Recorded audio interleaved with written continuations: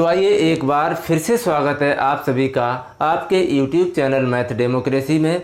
तो कल के वीडियो में हमने 2016 के गणित के प्रश्नों को एक खंड आ कवर कर लिया था और आज हम लोग खंड बा को इस वीडियो में मतलब खंड के रूप में पेपर दिया जाता है। पेपर में खंड आ, खंड बा और खंड सा इस तरह से पेपर दिया जाता है। तो आपको खंड बा में सभी प्रश्न करने होते हैं और खंड आ में भी सभी प्रश्न करने होते हैं। तो जितने भी प्रश्न आपसे पूछे जा सकते हैं और उनका मैं पूरा कॉन्सेप्ट एक ही सवाल में उस सवाल का पूरा कॉन्सेप्ट लेकर मैं चल रहा हूं। अगर सवाल हल करेंगे तो एक ही वीडियो में पूरा पेपर हल करा सकता हूं, लेकिन हमें सवाल का हर वो कॉन्सेप्ट लेकर चलना है क्योंकि समय के अनुसार हमें सवाल का कोई भी वो चीज़ नहीं छूटना चाहिए जो आपसे पूछने की संभावना रहती है। तो आइए अब हम लोग चलते हैं सवालों की तरफ कि यहाँ पर दिया गया है द्विघात समीकरण ज्ञात करो जिसके मूल 3, 4। देखिए आपको बता दें कि द्विघात समीकरण की पहचान क्या है। द्विघात समीकरण की सबसे बड़ी पहचान है कि उसकी सबसे बड़ी घात 2 होती है। पहली चीज़, हमसे द्विघात समीकरण पूछा गया है और उसमें 2 मूल होते हैं, हमेशा उसके 2 मान होते हैं। उसको मूल बोला जाता है या शून्यांक बोला जाता है। अगर हम मान लें एक अल्फ़ा है दूसरा बीटा है, एक अल्फ़ा है दूसरा बीटा है, यही मूल माने जाते हैं द्विघात समीकरण के। द्विघात समीकरण के मूल क्या होते हैं? अल्फ़ा और बीटा। तो द्विघात समीकरण क्या होगा? द्विघात समीकरण अगर आपसे पूछा जाए तो सिंपल सा फार्मूला याद कर रखेंगे बेटा। जो सिंपल सा फार्मूला है वो क्या है? X square minus alpha plus beta into x और प्लस अल्फ़ा इंटू बीटा बराबर 0। इस फार्मूले से, इस कॉन्सेप्ट से हम जब 2 मूल दिए जाएंगे तो हम उसका द्विघात समीकरण बना सकते हैं। देखिए अल्फ़ा बराबर 3 है, बीटा बराबर 4 है। तो यहाँ पर एक्स बराबर कितना हो जाएगा? माइनस अल्फ़ा का मान -3, अल्फ़ा का मान -3 है और प्लस बीटा का मान कितना है? 4 और इंटू एक्स प्लस हो जाएगा अल्फ़ा इंटू बीटा। मतलब है कि -3 गुणा 4 बराबर 0। बराबर कितना हो गया? 0। अब यहाँ पर देखिए क्या होगा? एक्स स्क्वायर माइनस, अब 4 में से 3 घट जाएगा तो कितना बचेगा? 1। और 1 का जब x के साथ गुणा कर देंगे तो हो जाएगा 1x। और यहाँ पर देखिए 4 तिया 12, 4 का जब 3 में गुणा करेंगे तो कितना मिलेगा? 12। और ये माइनस का है और ये माइनस क्या, माइनस और प्लस क्या हो जाएगा? माइनस। बराबर कितना हो जाएगा? 0। तो ये मिल गया हमें द्विघात समीकरण। आई होप आपको बात समझ में आई होगी। तो फिर एक बार समझिए कि जो द्विघात समीकरण होता है उसके 2 मूल होते हैं और 2 मूलों से अगर हमें द्विघात समीकरण बनाना है तो एक्स स्क्वायर माइनस मूलों का योगफल इंटू एक्स और प्लस होता है मूलों का गुणनफल। जैसे कि अल्फ़ा प्लस बीटा और प्लस अल्फ़ा इंटू बीटा, ये है मूलों का योगफल में एक्स का गुणा किया गया, यहाँ पर मूलों का गुणनफल कर दिया गया, हमारा बन गया ये द्विघात समीकरण।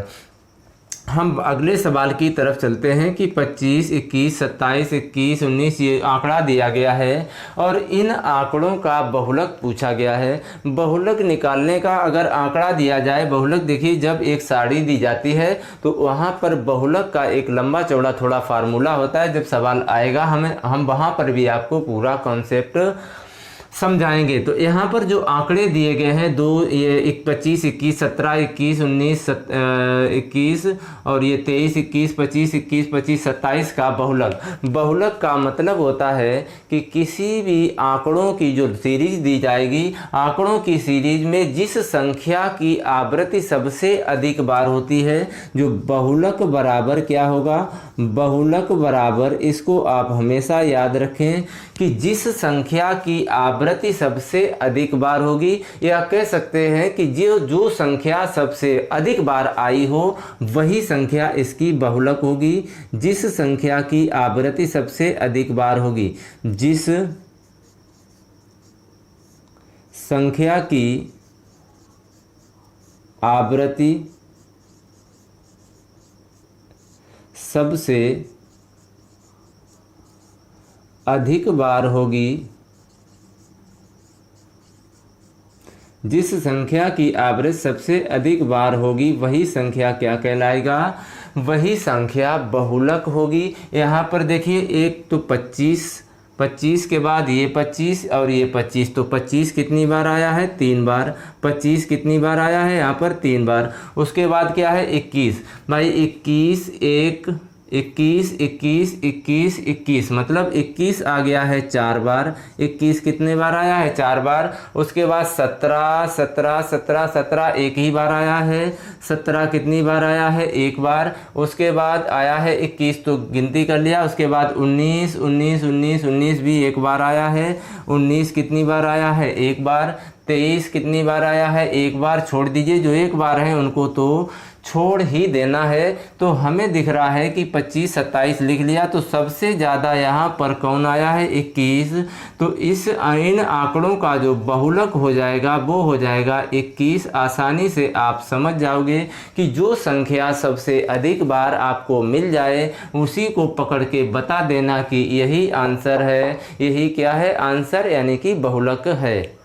तो आइए चलते हैं अगले सवालों की तरफ। देखिए बेटा, ऐसे सवालों में क्या करना है, √10 to x बराबर 3 हो तो x का मान ज्ञात कीजिए। कल के वीडियो में हमने आपको बताया था कि जब एक तरफ 10 के पदों में मान दिया जाए तो दूसरी तरफ भी हमें 10 के ही पदों में उसका सारणिक मान पता होना चाहिए।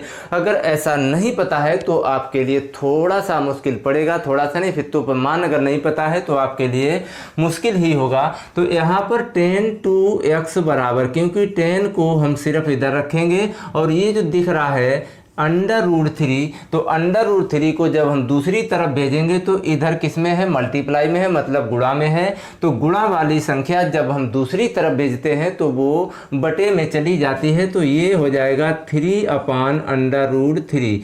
अब देखिए 3/√3 पूरी सारणी में, त्रिकोणमिति सारणी में कहीं पर भी 3/√3 नहीं होता है, सिर्फ 10 के पदों में होता है। या तो √3 होता है या फिर 1/√3 होता है। तो यहाँ पर अगर हम बात करें √3 से अगर गुणा कर दें और √3 से भाग कर दें, क्योंकि ऐसा करने के लिए हमें गणित में पूरी आज़ादी है। अगर हमें √3 से गुणा और भाग कर दिया, फिर ये दोनों काट देंगे तो इसके मान में कोई परिवर्तन नहीं होगा। तो जब √3 का गुणा √3 में करेंगे, √3 का गुणा √3 में करेंगे तो इसका मान जो है वो 3 आएगा, क्योंकि जब दो समान संख्याओं के ऊपर अंडर लगा हो और उन्हें जब आपस में गुणा किया जाए तो अंडर कैंसिल हो जाता है, अंडर हट जाता है और जो संख्या अंडर के अंदर है वही अकेली रह जाती है। तो यहाँ पर देखिए 10 to x बराबर 3/√3। देखिए अंश का अंश से गुणा और हर का हर से गुणा होता है, जो भिन्नों का गुणा होता है। तो यहाँ पर √3 गुणा √3 बराबर कितना होता है, 3। केवल रूट हट जाएगा तो बटे में कितना बच गया, 3, और 3 से ये 3 कट गया, बराबर कितना बचा यहाँ पर √3। अब √3 आपको मालूम होना चाहिए कि त्रिकोणमिति में 10 60 का मान होता है √3 और 10 30 का मान होता है 1/√3। तो यहाँ पर 10 to x बराबर √3 के स्थान पर हम क्या रख सकते हैं, 10 60 रख सकते हैं। तो 10 60 बराबर क्या होता है, √3 और 10 से ये 10 कट जाएगा, बचेगा कितना, 2x बराबर 60 और 2 से ये कटेगा कितनी बार, 30 बार। तो x बराबर हो जाएगा हमारा आंसर 30 निकल के आ जाएगा। तो आई होप आपको समझ में आया होगा। तो इसको आप अगर नहीं समझ में आया तो एक बार वीडियो को ज़रूर और देखें ताकि आपका पूरा कॉन्सेप्ट क्लियर हो जाए। यहाँ पर कह रहा है कि बिंदु दो बिंदु दिए गए हैं ए कामा बी और माइनस ए कामा बी के बीच की दूरी क्या होगी। अब दो बिंदुओं के बीच की दूरी, ये निर्देशांक ज्यामिति का सवाल है और दो बिंदुओं के बीच की दूरी बेटा हर परीक्षा में, हर एक साल की परीक्षा में ये सवाल पूछा जाता है। सिर्फ बिंदुओं को बदला जा सकता है, मतलब डाटा बदला जा सकता है, लेकिन सवाल इसी पैटर्न पर बनते हैं। तो इसलिए कॉन्सेप्ट को समझिए, सवाल को मत रटिए। तो देखिए जो पहला बिंदु है ये x1 मानते हैं, इसको y1 मानते हैं। जो पहला बिंदु है तो पहले बिंदु में जो ए मतलब जो पहला अंक होता है ये अंकों के रूप में भी हो सकता है x1 y1 और ये हो गया x2 और y2।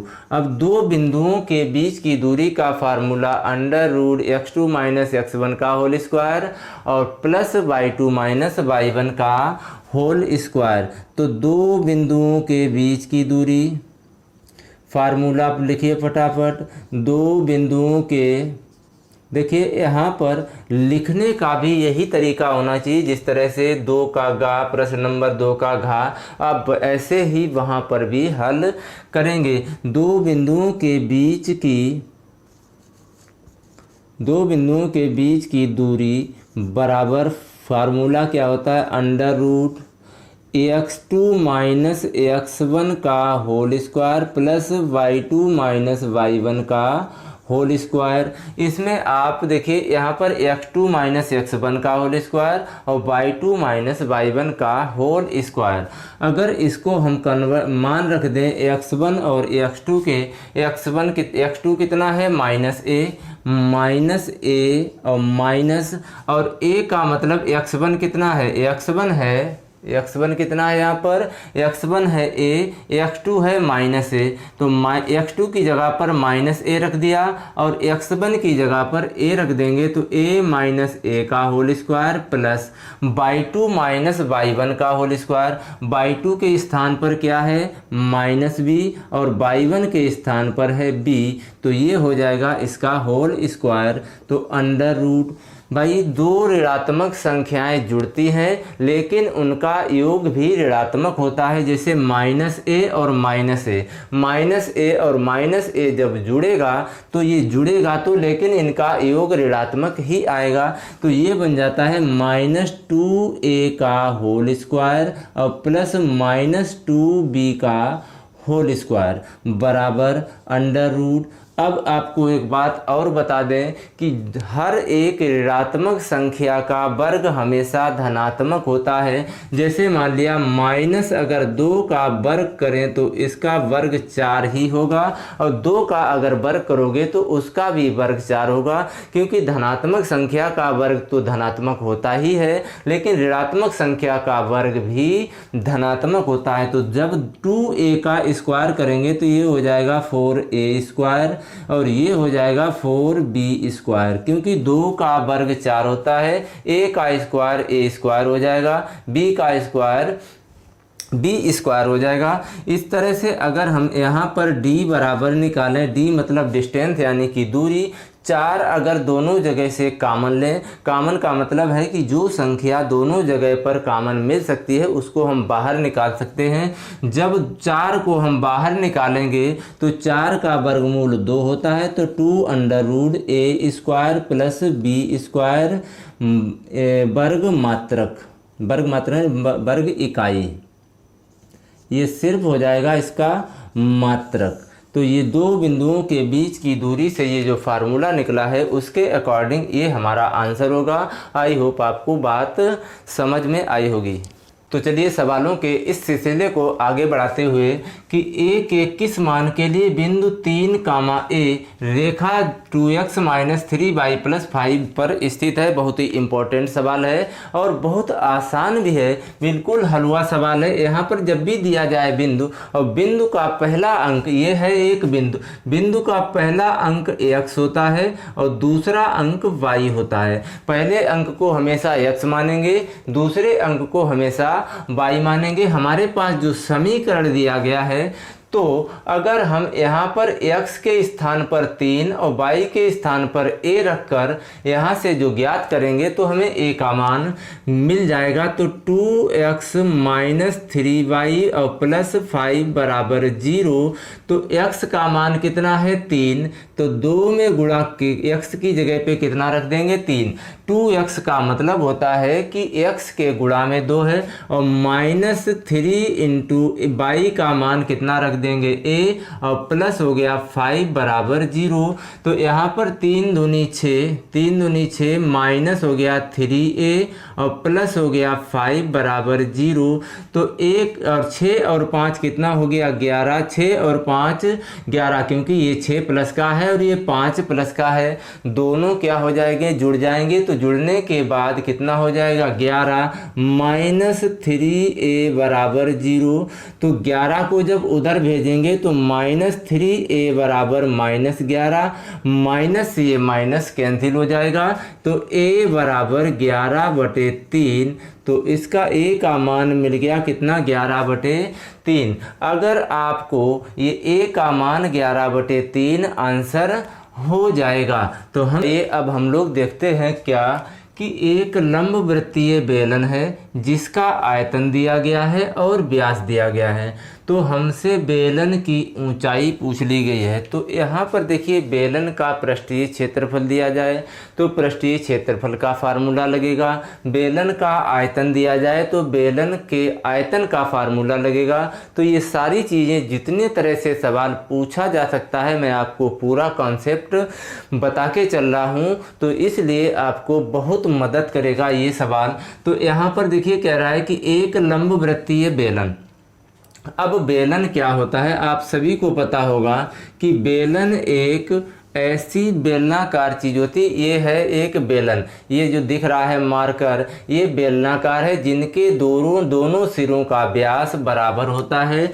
ये कहलाता है बेलन। जिस ऐसी आकृति गोल आकृति जिसके दोनों सिरों का व्यास बराबर होता है। और ये जो व्यास दिया गया है ये दिया गया है 24 सेंटीमीटर। व्यास आधार का व्यास दिया गया है 24 सेंटीमीटर और इसका आयतन का मतलब है कि इस बेलन के अंदर, अगर ये खोखला बेलन है तो इस बेलन के अंदर जितना कोई भी पदार्थ लिक्विड या द्रव भरा जा सकता है वो इसका आयतन कहलाएगा। अगर ये मान लिया ठोस है तो इसको बनाने में जितने पदार्थ की आवश्यकता होगी वो ही इसका आयतन कहलाएगा। तो यहाँ पर ये है इसकी ऊंचाई। हमने मान लिया कि बेलन की ऊंचाई पूछी गई है तो माना बेलन की ऊंचाई कितनी है h है और बेलन का जो आयतन दिया गया है 3168 सेंटीमीटर क्यूब। तो जो दिया है वो पहले लिखिए। क्या दिया गया है व्यास, क्या दिया गया है यहाँ पर व्यास दिया गया है 24 सेंटीमीटर। लेकिन हमें व्यास का कहीं पर भी इस्तेमाल नहीं होता है, इस्तेमाल होता है हमेशा त्रिज्या का। तो त्रिज्या को r से लिखते हैं तो r बराबर 24/2, मतलब त्रिज्या व्यास की आधी होती है तो ये हो जाएगा 12 सेंटीमीटर। और क्या दिया गया है आयतन, और दिया गया है बेलन का आयतन। बेलन का आयतन दिया गया है 3168 सेंटीमीटर क्यूब। अब हमें पता होना चाहिए बेलन का आयतन क्या होता है। बेलन का आयतन होता है πr²h। ये चीज़ आप याद रखें कि बेलन का आयतन अगर आपको नहीं पता है तो ये याद कर लें πr²h। यहाँ पर r क्या है आधार की त्रिज्या है और h बेलन की ऊंचाई है। तो यहाँ पर देखिए 3168 ये सेंटीमीटर क्यूब। पाई का मान सभी को पता है कितना होता है 22/7 गुणे r²। r का मान है 12 तो 12 का स्क्वायर और इंटू h बराबर 3168।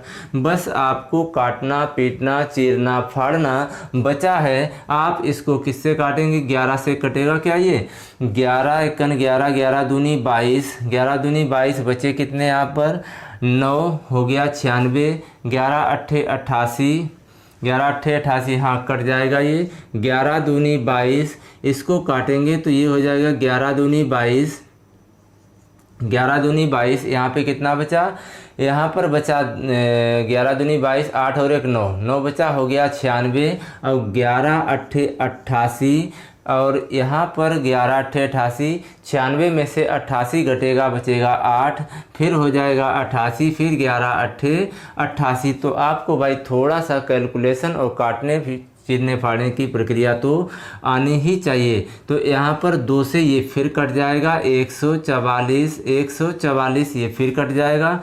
और ये 12 का जब वर्ग करेंगे तो ये भी हो जाएगा 144, और 144 से फिर ये 144 कटेगा तो ये कितना हो जाएगा एक बार। तो यहाँ पर बचा है h/7 बराबर 1। तो h बराबर कितना हो जाएगा 7 सेंटीमीटर। तो ये हो गया आपके बेलन की ऊंचाई। अगर यहाँ पर आपसे पूछ दे कि बेलन का पृष्ठीय क्षेत्रफल, बेलन का पृष्ठीय क्षेत्रफल, बेलन का पृष्ठीय क्षेत्रफल बराबर क्या होता है 2πr/h। अब हमें हर एक इसका जो राशि है वो सब कुछ मालूम है, 2 मालूम है, पाई का मान मालूम है, और हमें r भी मालूम है, h भी मालूम है। तो सारे मान रख देंगे। तो यहाँ पर जो पृष्ठीय क्षेत्रफल होगा 2 इंटू पाई का मान 22/7, और r का मान 7 अभी हमने निकाला नहीं, h का मान 7 है, और r का मान कितना है यहाँ पर 12। r का मान 12 है और h का मान बेटा 7 है। तो यहाँ पर ये 7 से 7 कट गया, 22 दूना 44 और 12, और 12 का जब गुणा करेंगे 12 चौके 48 हासिल 4, 12 चौक 48 और 4 हो जाता है 52। तो 528 सेंटीमीटर हो जाएगा इस बेलन का वक्र पृष्ठीय क्षेत्रफल, और इसकी ऊंचाई हो जाएगी 7 सेंटीमीटर। तो आप 1-2 बार इसको प्रैक्टिस जरूर करें। तो देखते हैं अगले सवाल को। 2 बिंदु 0,2 है, 2,0 तथा 0,2 से होकर जाने वाली रेखा का समीकरण। यहाँ पर आपको हमेशा बेटा याद रखना है कि जब 2 बिंदु दिए जाएं और आपसे पूछ दिया जाए कि उससे होकर जाने वाली रेखा का समीकरण क्या होगा, तो आपको सिंपल सा ये फार्मूला याद रखना, ये कॉन्सेप्ट याद रखना है। y - y1 बराबर y2 - y1 अपान x2 - x1 और इंटू x - x1। जो 2 बिंदु दिए जाएंगे आपको 2,0 और 0,2, कोई से भी हो सकते हैं, 3,4 या -4,5, 2 बिंदु कोई से भी हो सकते हैं। इसमें आपको इसको x1 मानना है, इसको y1 मानना है, और इसको x2 और ये वाला y2। पहला बिंदु है इसको x1 y1, दूसरा बिंदु है इसको x2 y2 मानना है। उसके बाद यहाँ पर लाकर सब इसका वैल्यू पुट कर देना है, और करने के बाद जो आपका आंसर बनेगा वही 2 बिंदुओं से होकर जाने वाली रेखा का समीकरण होगा। तो ये 2 बिंदुओं से होकर जाने वाली रेखा का समीकरण, यहाँ पर देखिए x1 कितना है 2, y1 है 0, x2 है 0, y2 है 2। तो यहाँ पर y - y1, y1 कितना है 0 रख दिया, बराबर y2 - y1, मतलब है कि 2 में -0, y2 की जगह पर 2 रखेंगे और y1 की जगह पर 0 रखेंगे। तो 2 में -0 और x2 - x1, x2 की जगह पर 0 रखेंगे और x1 की जगह पर 2 रखेंगे, और x में -x1, x1 कितना है 2, x1 यहाँ पर कितना है 2। तो बस आपका हो गया सवाल हल। और y - 0 मतलब किसी संख्या में से जब 0 घटाएंगे तो कितना बचेगा, वही बचेगा। तो y बराबर 2/0 में से 2 घटेगा तो -2 बचेगा, और 2 में से 0 घटेगा तो 2 बचेगा।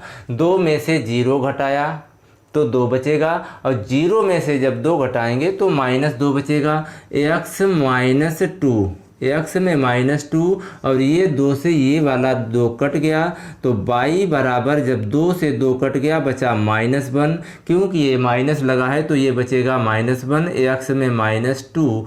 अब इस माइनस को कोष्टक के अंदर गुणा कर देंगे, मतलब ब्रैकेट तोड़ देंगे, तो ये माइनस का है वो प्लस का हो जाएगा और प्लस का है वो माइनस का हो जाता है। तो y बराबर -x और प्लस कितना हो जाएगा 2। अब x y वाले एक तरफ, अब जब x को आप इधर लाएंगे दूसरी तरफ लाएंगे तो इसके साइन चेंज हो जाते हैं, प्लस का है तो माइनस और माइनस का है तो प्लस हो जाएगा। तो ये x इधर आएगा तो x प्लस का है हो जाएगा और y तो पहले से ही प्लस का है तो x प्लस y बराबर 2। तो ये आपका समीकरण बन गया 2, 0 और 0, 2 से होकर जाने वाली रेखा का समीकरण।